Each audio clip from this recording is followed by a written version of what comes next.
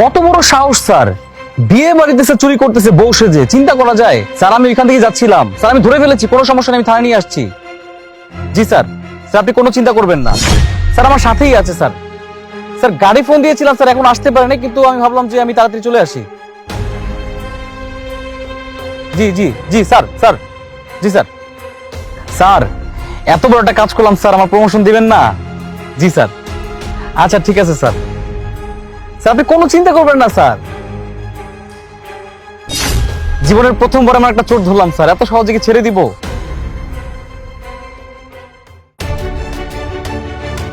চক্র স্যার, এটা থানা নিয়ে এসে জিজ্ঞাসাবাদ করলে হয়তো বা বের হতে পারে। আসলে স্যার আমি এখনো জানি না স্যার। স্যার আমার মনে হচ্ছে স্যার চোরটা খুব বিখ্যাত। হ্যাঁ স্যার, একটা মেয়ে মানুষ হয়ে কিভাবে করলো? ঠিক আছে স্যার, ওকে স্যার।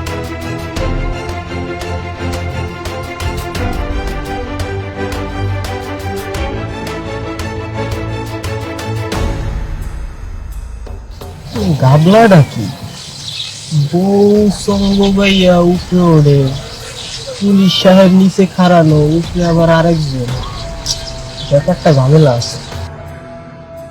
এই গেলে যাবে, গেছে আরে বেটা কই গেল? হাই সর্বনাশ, আমার প্রমোশন শেষ। আর কি কেউ খোঁজ আছেন? আরে কি করতেছিস সেটা তোমাকে বলতে হবে নাকি? এখানে একটা মেয়ে ছিল, হ্যাঁ ওই যে বিয়ার যে পোশাক পরা ছিল ওই মেয়েটা। বধূ সেজে। হ্যাঁ হ্যাঁ, তুমি দেখেছো? কোথায়? ও স্যার, ও আপনি খুঁজতে পাইবেন কেন? রাতে মই দিয়ে চলে গেছে উপরে। এই বিল্ডিং এ? হ্যাঁ এই বাড়িতে। আচ্ছা আমি দেখতেছি, ধন্যবাদ তোমাকে। ব্যাপারটা কেমন যেন, বউর পিছনে পুলিশ গুলো। আরে ধরা কাজ কি করে? হ্যাঁ আগে তো এই কত বড় খারাপ, চিন্তা করা যায়? হ্যাঁ, তার মানে তুই আমার কাছ থেকে পালায় সেই বাড়িতে উঠছিস? কি ভাবছিস আমি খুঁজে পাবো না তোরে? তোরে তো আজকে থানায় নিয়ে মহিলা কনস্টেবল দিয়ে ইচ্ছা মতন বাটাম দেওয়াবো, তারপর বুঝবি যে চুরি করার শাস্তিটা কি। না না স্যার, আমি তো পালিয়ে যাইনি। আমার না খুব ওয়াশরুমে চাপ দিয়েছিল, তাই আমি এখানে এসেছি একটু ওয়াশরুম করতে, আর কিছু না। আমি তো এই তো যাচ্ছিলাম, কিন্তু আপনি তো তার আগে চলে আসছেন।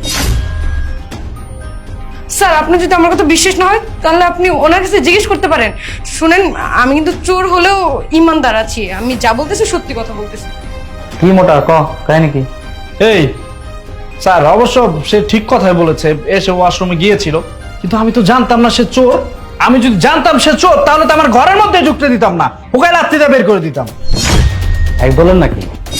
আল্লাহর কিরা কইতেছে স্যার, বিশ্বাস করেন আমি এই চুন্নির সাথে কোনো শামিল নাই। যা দোষ ওর, ওর লগে আমি কোনো শামিল নাই, ওর আমি চিনিও না স্যার, বিশ্বাস করেন।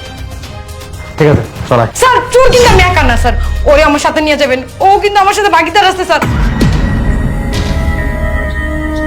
আর আমাদের লিডার ও, ওরেও সাথে করে নিয়ে যাবেন। ওরে বাপ্পার, কেঁচো খুঁড়তে গিয়ে সাপ বের হয়ে গেছে। আরে আমার প্রমোশন তো পুরো পাক্কা। চাইছিলাম তোরে থানায় নিয়ে গিয়ে তারপর জিজ্ঞাসাবাদ করবো যে তোর সাথে আর কে কে আছে, কিন্তু না, এখন সবকিছু ক্লিয়ার হয়ে গেছে। আরে বাপরে মোটা, খুব ভদ্র স্বচ্ছ তাই না? চলো থানায় চলো, তারপর বাটাম কারে কয় সেটা বুঝাইতেছি। চলো এবার।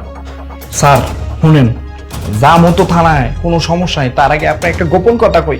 এই যে ওর শরীরে যে গহনাটি দেখতেছেন সব স্বর্ণের, আপনি চাইলে কিন্তু ওর থেকে সব গহনা নিতে পারেন আর পরও নিয়ে যেতে পারেন। তা অবশ্য ঠিক, এখানে যে গহনা আছে সেগুলো নিলে প্রমোশন আর কয় টাকা পাবো, কয় টাকা স্যালারি পাবো, বাট এক মুহূর্তে এগুলো টাকা পাইলে হারাবা না।